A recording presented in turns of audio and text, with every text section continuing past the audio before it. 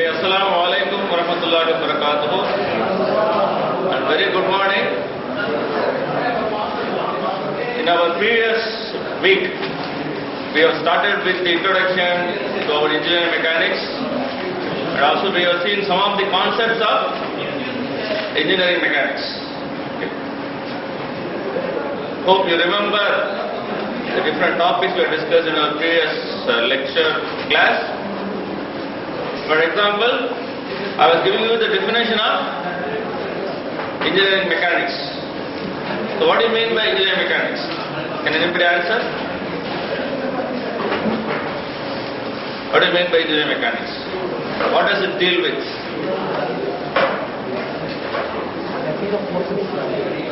The effect of forces on bodies. What is a particle? What is a particle? A dimensionless object, dimensionless body, where the size doesn't matter.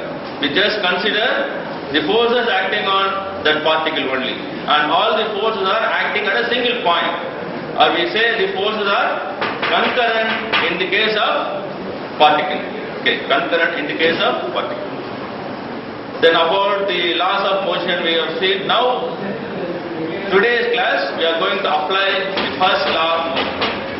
We are going to apply the first law of motion.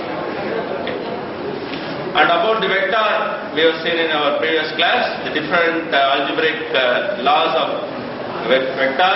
Vector is a quantity which has got magnitude, direction and sense. Magnitude, direction and sense.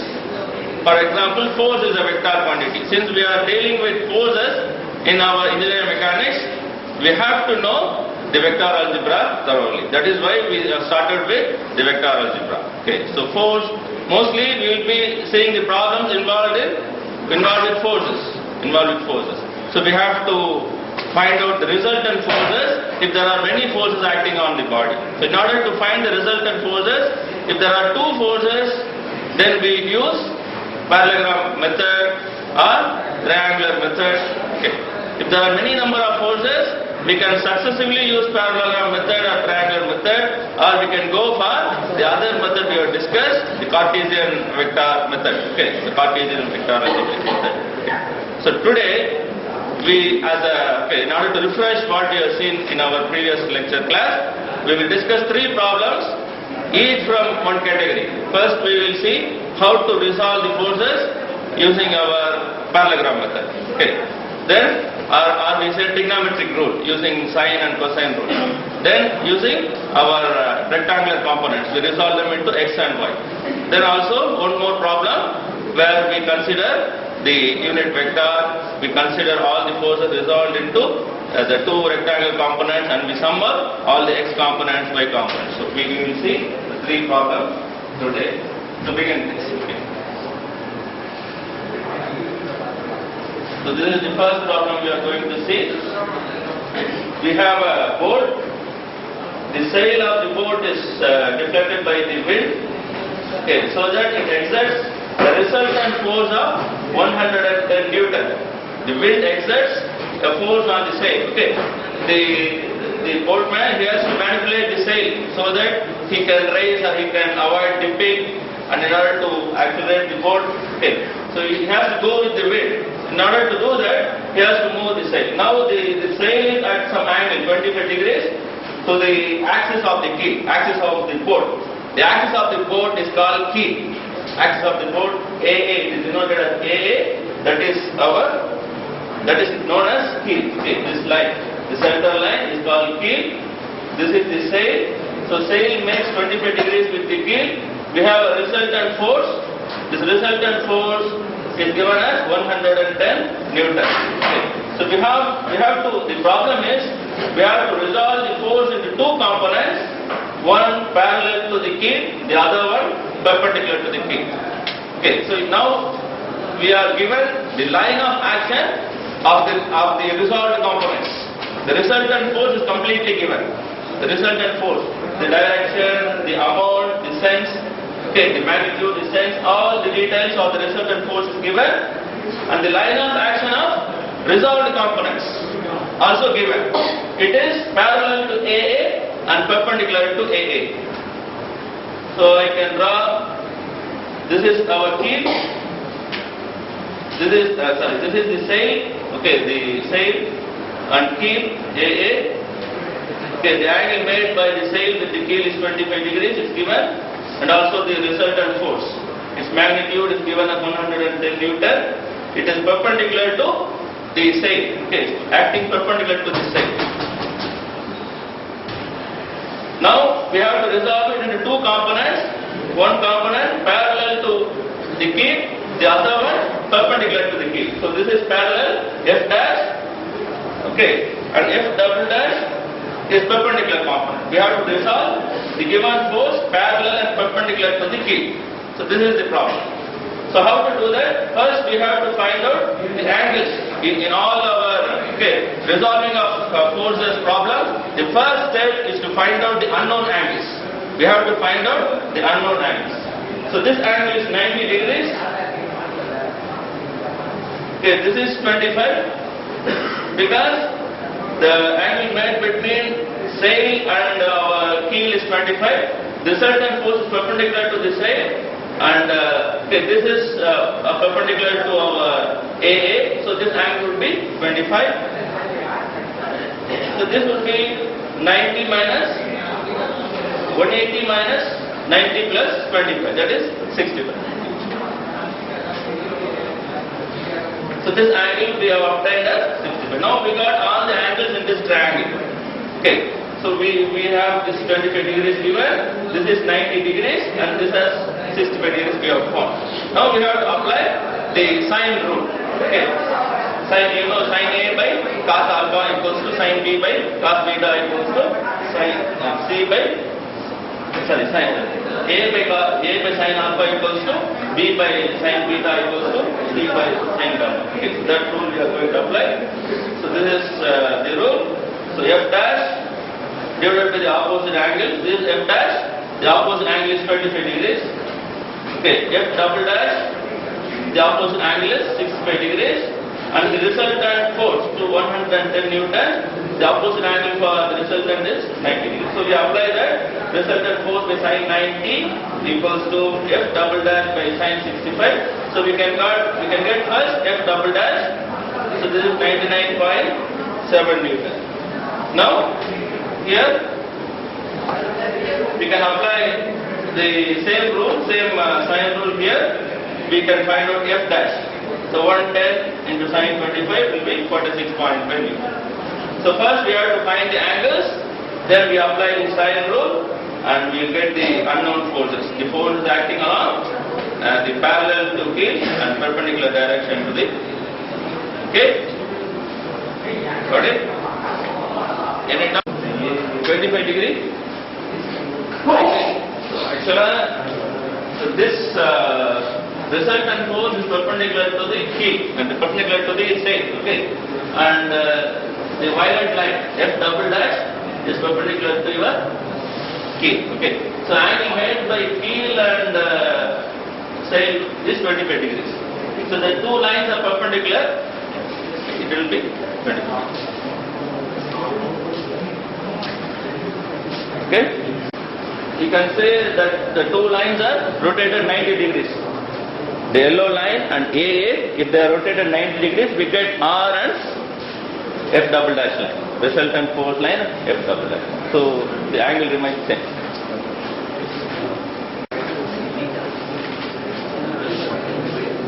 The first step in all our resolving of forces problem, you have to first find the angle, unknown angles in the triangle. Suppose if you follow the parallelogram method, you have to find out the included angles, all the included angles of your parallelogram. Okay. Now we will see the next type of problem.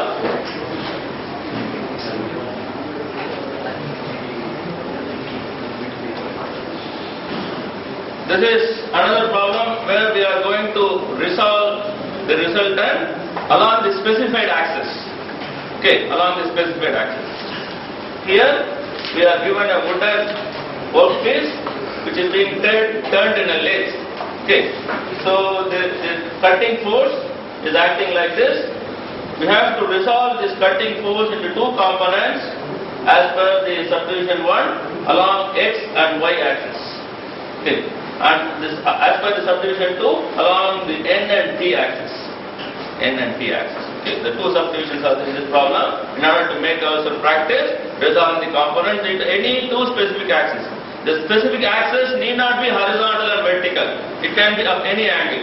Okay. But the two axes will be perpendicular to each other. So that is why we call the resolved components as rectangular components. The parallelogram formed by resolving the components along the two perpendicular axes will be a rectangle. Instead of a parallelogram, it will be a rectangle. So we call these components as rectangular components. Okay. So now these are all the given setup. We have two axes, x and y, n and t. So the angle made by the n axis is 60 degrees from x axis. Okay. The resultant, it is given, the resultant force is at 45 degrees from your t axis. Okay, this line is t, this is the t axis. So this angle made by the resultant is 45 degrees. We bring this resultant to here. Okay. So this is called the law of transmissibility. If the force is slided along the same line of action without changing its direction and magnitude, the situation will be safe. Okay. So we have the force, say we move it to this position. Okay. This is the resultant force, cutting force. We have moved it there. We have not changed its magnitude or direction, we have just slided. Okay, we can say like that. Now the angle made by the resultant force is 15 degrees because this angle is 15 degrees. The total angle is 190. 60 plus 30 plus 60 plus 45 is 190. 190 minus 180. This angle between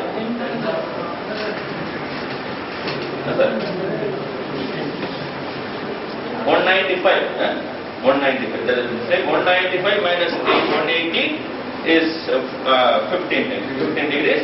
So this angle is 15. This will also be 15. Okay.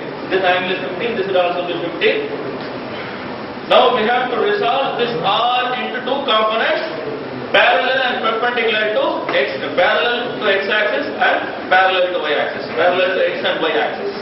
First subdivision is we have to resolve it along x and y axis. Okay. So this is the force. Resolve the force along x-axis, Fx, we say this Fx component Fx, then this is Fy. Okay, now we have to find out all the unknown angles of this triangle. The resultant force, it makes 15 degrees, so this angle is known, this is 90 degrees, so what would be this angle? 180 minus 90 plus 75 degrees. Now we got this angle, now we can apply the same sine rule here in order to get the forces Fx and Fy. So our resultant force by sine 90, the opposite angle sine 90 equals to Fx by sine 75 equals to Fy by sine 15. So these are the three components. Now we consider the first pair, we find out Fx as 19.33 Newton. If you consider the R bar, the vector or resultant R and Fy, we will get the force Fy. Okay, the unknown components Fy and Fx. So we have resolved the resultant force R into two components. So remember, first we have to find out the unknown angles, then we proceed with our sine rule. Okay. Suppose if two forces are known, only one force you have to find out, you can go for cosine rule. R equals to, that A equals to root of B square plus C square minus 2BC sin gamma. That formula, cosine rule can be used if you have only one unknown force. If you have two unknown forces, you can apply your sine. Okay. If you have three unknown forces, we'll go for resolving them into two components. We'll sum up sigma Fx, sigma Fy, that procedure. Okay. Now, this is for two forces which are unknown. We resolve the resultant into two forces Fx and Fy. Okay. Now we have to, this is first step, first subdivision is over. Now we have to resolve the forces along N and T axis. That's the green axis I have shown. We have to resolve them along N and T axis. So this is the component Ft and component Fn. Okay, N and T axis. If you see the resultant force is like this, the resolved component should form a closed triangle, or they should form a parallelogram. Instead, if you consider triangle rule, it should be a closed triangle. So the resultant force arrow is facing upward like this. So your resolved component, the starting point of the resolved component is your starting point of R vector, and the ending point of the second component should be the ending point of the R vector. So it should be a closed line. Okay. We have to put them in order. So the arrowhead will be like this, and that is why we get Fn. Because why I put Fn? It is opposite to the direction of positive direction of our N axis. N axis is positive when the force is facing upwards. Okay. This is negative because the force is facing downwards. So your T is okay. The same right side is positive, whereas N is negative because it is facing downwards. Okay, so we have resolved the forces into two components. Now, the same way we have to find out the unknown angle. This is 60 degrees given. So 60 minus 15 will be 45. This angle will be 45. This will be 90 because the two components are perpendicular to each other. Ft and Fn are perpendicular to each other. This angle will be 90 degrees. This is 60 is the total angle made from x-axis. So from the resultant, 60 minus 50, 45. So this would be 180 minus 90 plus 45. Or you can say 45. Okay, this is 45, this is 90, this is also 45. Okay, so we got all the three angles of the triangle, which contain the resultant as well as resolved forces. Now we apply the sine rule.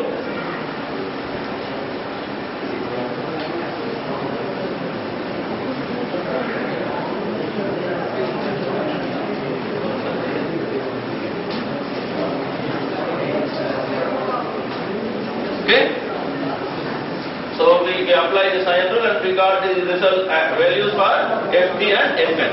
Ft and Ft Fn, how we get it? So this is the resultant, this is the N axis, this is the T axis. Okay.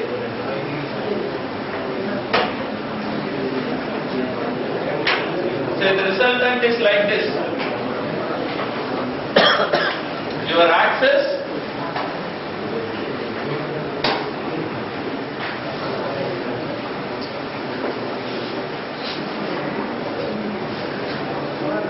this is your N, this is the T axis. Okay, resultant is making 60 degrees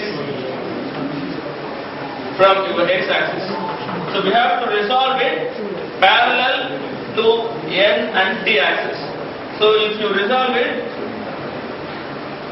this is the scale. We have to draw a line parallel to T and parallel to N from the head and tail. You can say like that. So from the head, I draw a line parallel to T. From the head of your arrowhead, I draw a line parallel to N. So the two will intersect to give you the triangle. Okay. From the tail of the resultant R, I draw a line parallel to T, or it goes along with T. Okay. Then from the head of your resultant, I draw a line parallel to N. So this forms a triangle. So if you draw the arrowhead should end here. So this is your F T, this will be your F N. Okay. Or you can do it in the other way also. I draw a line from the tail parallel to N. Okay, and another line from the head parallel to D, like this. So the arrowhead should go and end here. This would be your Fn, this would be your Ft. Either way you can see Fn is facing downwards. It is opposite to the positive axis, so I put it as negative, Fn. Fn is positive, whereas Ft is along the positive side of T, it's positive. We have to consider the sign also, and we got the result for both Fn and Ft. The magnitude is same, whereas the direction is opposite. Now we will see the third category. We have many forces. We have to resolve them into, we have to find out the resultants. To find the resultant, we resolve them into two components along x and y, and we sum up all the x components, sum up all the y components, find the resultant by Pythagoras theorem. Okay, proceed like this. Okay. So this is the given problem. There are 5 forces acting on a particle. 5 forces acting on a particle. Okay. The algebraic sum of horizontal components, we resolve it into horizontal and vertical. Say x is along horizontal, y is vertical. So the horizontal component, sum of the horizontal component is given as minus 324.9 kilonewton. We have determined the magnitude of force P. One of these force is not given, and also the resultant force. We have to find out the resultant as well as magnitude of force P. So this is the given problem. The angles for all the forces are given. Okay. For example, force F1 100 Newton. Instead of giving the angle, they have given you the slope. They have given you the slope of the line. The slope is 3 by 4. Okay. Can we find the angle? Yes. Tan theta equals to 3 by 4. Okay, theta is tan inverse of 3 by 4. So we can find the angle. Since the slope is given, we can find the angle. Then this angle made by the second force is 282.8 Newton. That force is 45 degrees. 45 degrees. The force, you see, it is acting in downwards direction. Okay. You have to see the sense also. Magnitude, direction and sense is important. This force is acting downwards. Okay, if you transmit it, it will come in the third quadrant. So x and y both will be negative. If you resolve it into two components, the x component as well as y component will be negative. Force 3, F3 is acting vertically upwards. This is 150 Newton, I think the magnitude is left. And here P, force P is acting in this direction. It makes 30 degrees from the negative side of x-axis. And force F5, 75 Newton, it is acting along x-axis. Okay, so we have 5 forces. You have to remember the direction as well as sense. When you are resolving, you have to consider the direction as well as sense. I say the first force, I consider the first force, F1, 100 Newton. So this is your horizontal component, this is your vertical component. The angle made by force with horizontal is 36.8. That I obtained by tan theta slope. Tan theta 1 equals to 3 by 4 as 0.75. So theta 1 is tan inverse of 0.75, which is 36.86 degrees. So I got the angle. So this is F1 x, which is F1 cos theta 1, because this is the adjacent side. Okay, in this right angle triangle, you have a right angle triangle. This is your adjacent side, this is the opposite side. So y component will be having sin theta 1, and x component will be having cos theta 1. Okay, so I resolve it into two components. The first force. Similarly, the second force is acting downwards. Okay, so if you draw a line parallel to x-axis and parallel to y-axis from the head and tail, the lines will be coming like that. So both your y component as well as x component will be negative. Okay, here F2y is, this is the angle 45 degrees. It's given. Okay, this is given as 45 degrees. Even if you produce it, it will make 45 degrees in the third quadrant. So this is 45 degrees. And minus F2 cos theta 2, because the component is opposite to your positive direction. This is your opposite side, this is adjacent side. So this is F2 sin theta 2, and this is F2 cos theta 2. So y component is cos theta 2, x component is sin theta 2. Okay, it depends on the direction and angle you are taking. Okay, it need not be always horizontal component sine and vertical component cos. It need not be like that. It can be according to the angle you take from where you are taking the angle. Okay. If you are measuring the angle from the horizontal line, the opposite side, the Fy will be sine and Fx will be cos. Having sin theta, Fx will be having cos theta. If you are measuring the angle from the vertical line, it will be reverse. Okay.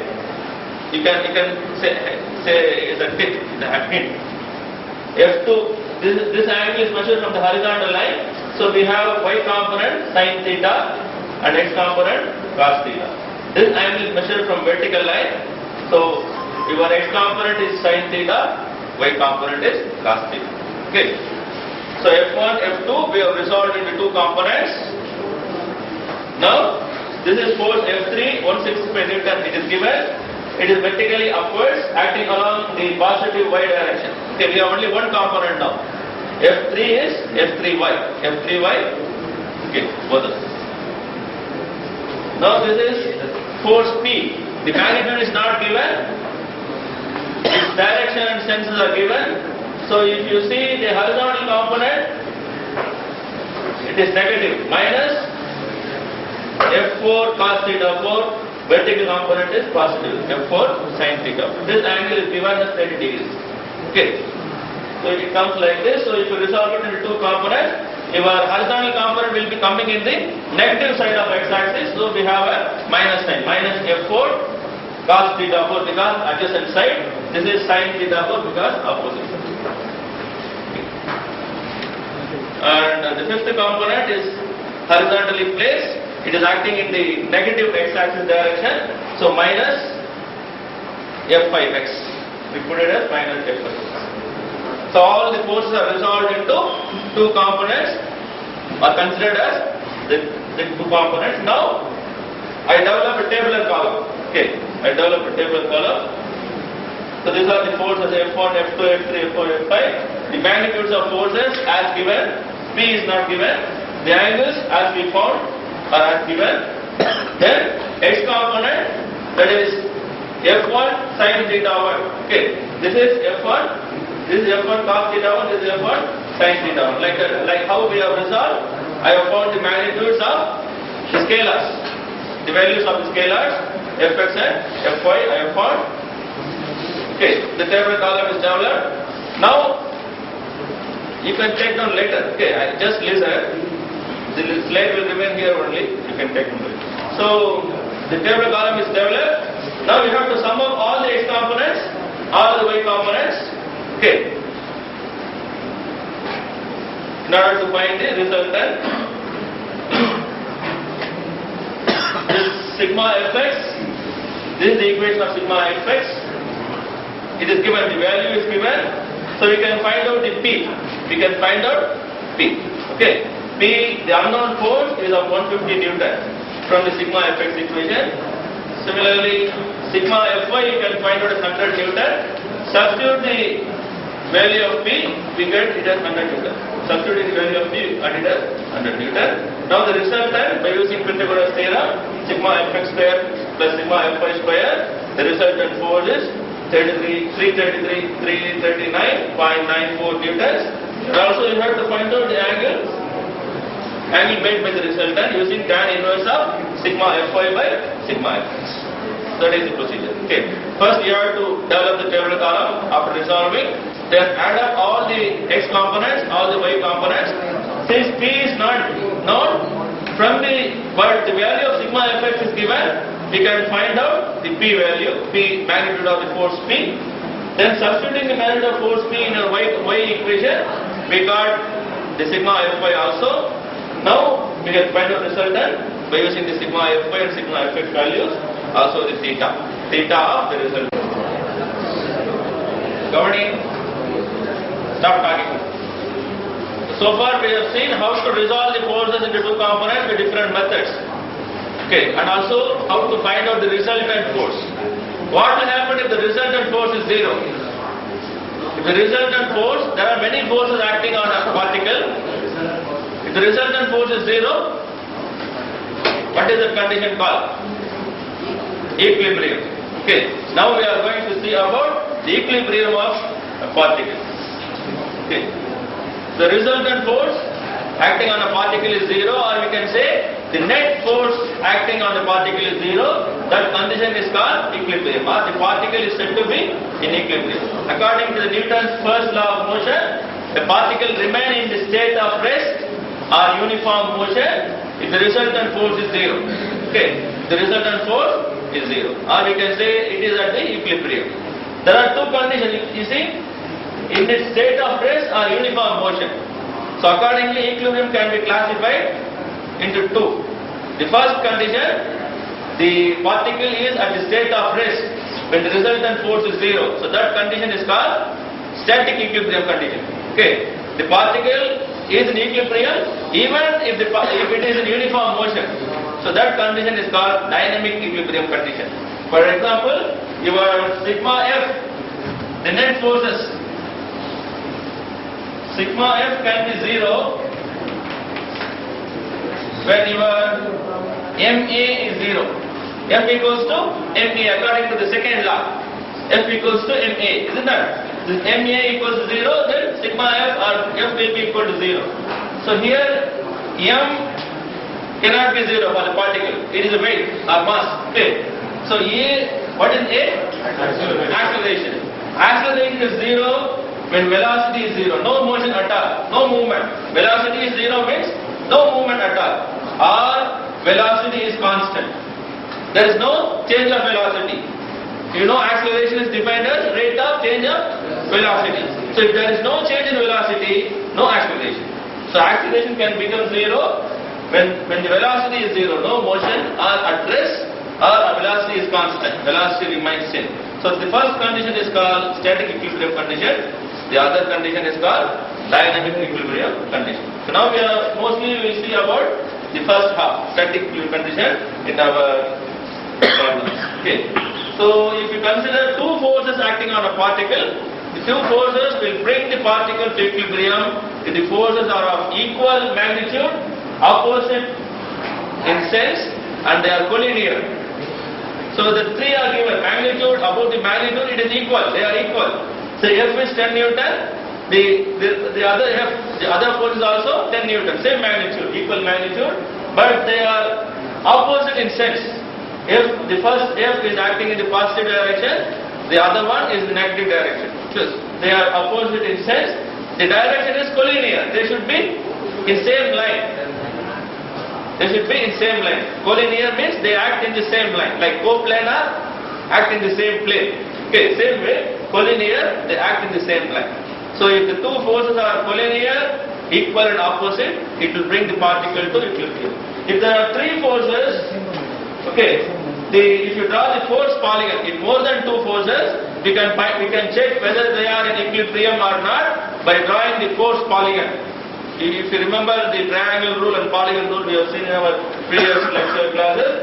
So if you draw a polygon, say if there are three forces, the polygon will be triangle. It will be a closed triangle. What do you mean by closed triangle? See, this is the starting point of your polygon. Okay. This is the starting point of your F1, and this is starting point of F2. So the ending point of the last vector and starting point of the first vector are same.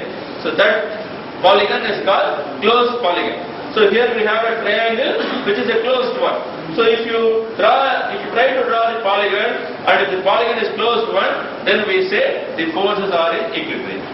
Okay, if there are more number of forces, two forces, they should be collinear and also equal and opposite. Here they can be of any magnitude, any direction, okay, but they should form a closed polygon, then we can say they are in equilibrium.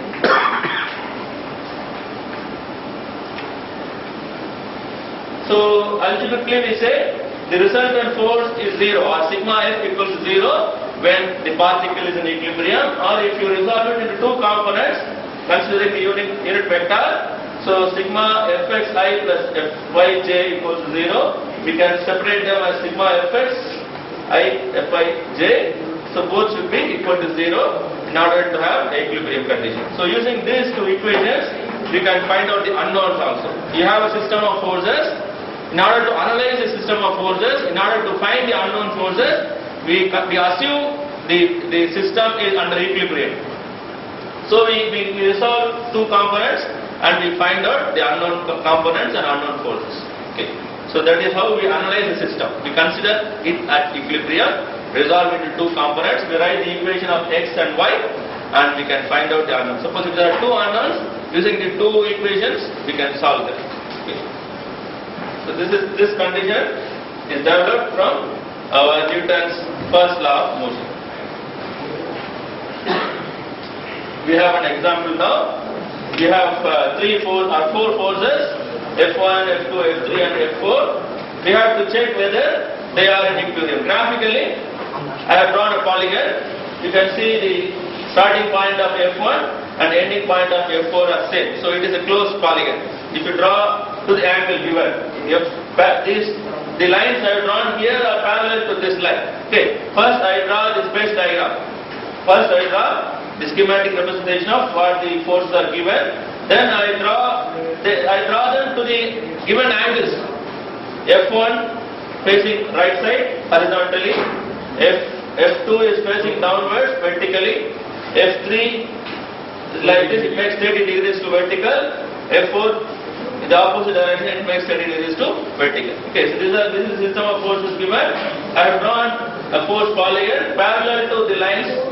Okay, taking some scale. I adopt some scale. Say for example, 300 Newton, 3 centimeter. Like that, I adopt some scale and I have drawn the polygon, and the polygon becomes a closed one. So I say this is equilibrium. The system of forces are in equilibrium.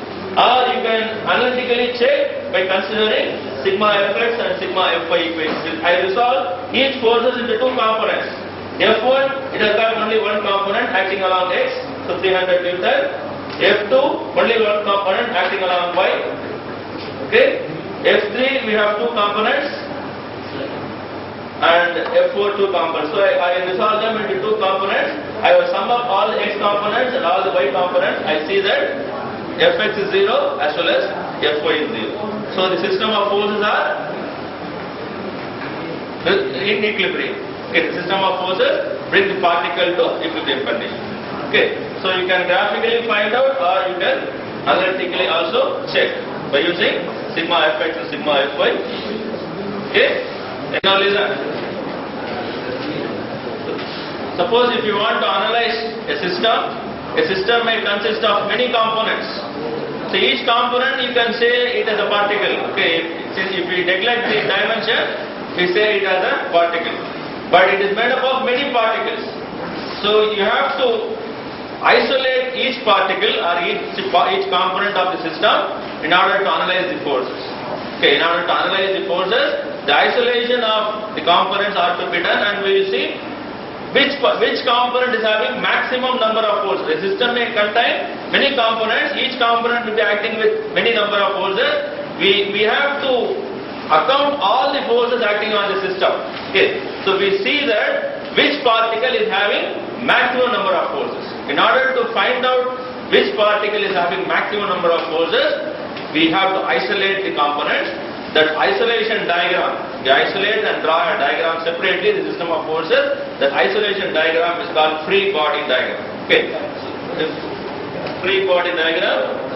All the forces acting on a particle are to be accounted to apply the equilibrium conditions. To get the forces, to account the forces, to get the forces, a free body diagram, FBD refers to free body diagram. A free body diagram is necessary. It is the sketch of the particle isolated from the surroundings. Here particle refers to a component. Okay, I will show the example. For example, consider the crate. You have a box or crate hanging with the ropes. Okay, suspended by the cables. Suspended by the cables at 2 points. Point A and C are the 2 points of the suspension. You have a ring here. You have the ring here and box here. Okay, you can consider the point A is one component or one particle, point B is, the ring is another particle, point C is another particle, and point D, where the box is suspended, another particle. So we have 4 particles. I say component as particle. So we have 4 particles. We have to separately consider each point or each particle and also the forces acting on it. For example, I consider the box, the crate. So the crate has got two components of forces. The force of tension from the rope BD, okay, or force FD, force acting at point D, and also the W, weight of the crate. Weight of the crate. Okay. So this is the three-body diagram of the crate. It has got two forces. If you consider the cable section BD, it has got again two forces. Okay. The force at point B and force at point D. Cable section BD. Okay. If you consider the ring, it will have three forces. Force, the tension developed due to the cable FA, FP and FC, three forces. If you consider the points A and C, they will have one force at each point, FA and FC, the reactive forces. Okay, so like that. So the three-body diagrams are shown.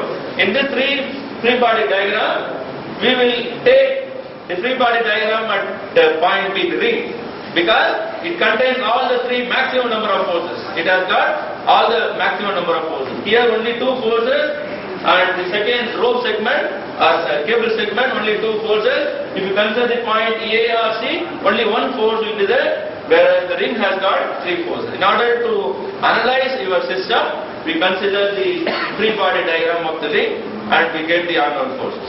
Okay, so that is why three-body diagram is important. We have to isolate each component of the system given. So each component we say it as each particle, and we consider system of forces acting on each component or each particle. Okay, so the crate has got a force from rope point D of the rope, and W, the weight of the crate. It is acting downwards due to gravity. Okay, and BD, the BD section will have a force from the point B of the ring and force from the point D of your crate. Okay, and also you have the ring B, it has got FC, FA and FP. Okay, so FC is the reactive force at the point of suspension here, and also FA, the reactive force at the point of suspension, and also we have the tension at the rope at the point B of the crate. So this is known as a three-body diagram. Okay, so we have to use this three-body diagram concept to find out the unknown forces by applying equilibrium condition. Now we will solve this problem. We have a ship unloading process. We have to unload a car. Is it visible? The weight of the car is 3,500 Newton or 3.5 kilonewton. It is supported by a cable. The cable is tied at point A, and it is being pulled by the operator in order to land it at a particular intended position. Okay, intended position. So we have got a system of load, system of forces. Now we have to draw the three-body diagram of this force in order to find out tension in rope, the tension AB, tension at the rope section AB. Okay. The angles are given. Angle made by the rope AB is 2 degrees here. The angle made by this cable is 30 degrees. The angles are given. Okay, so if you first we have to draw the free body diagram at the ring A. So since the free body diagram of ring A will have all the three forces, point A.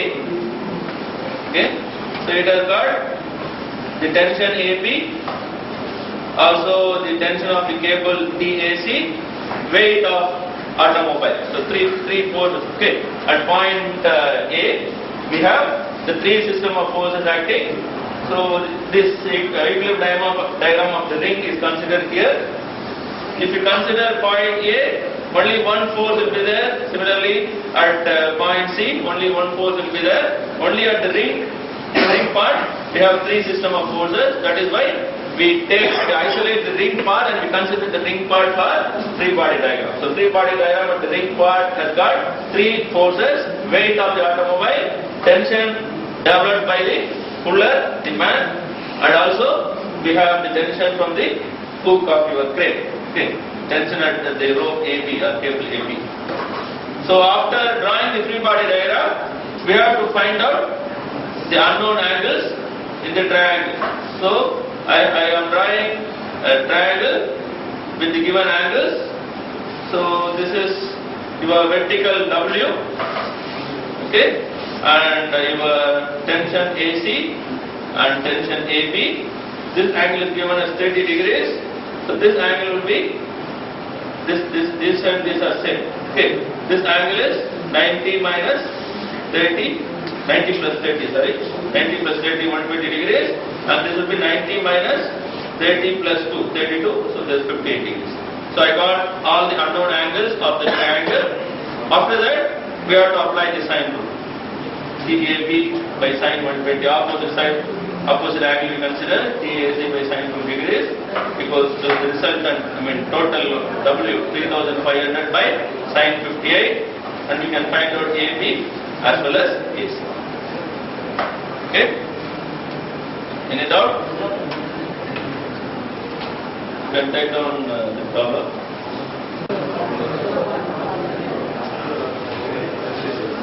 Step 1, first free body diagram. Step 2, angles. Step 3, apply the sine rule. Question you have a copy.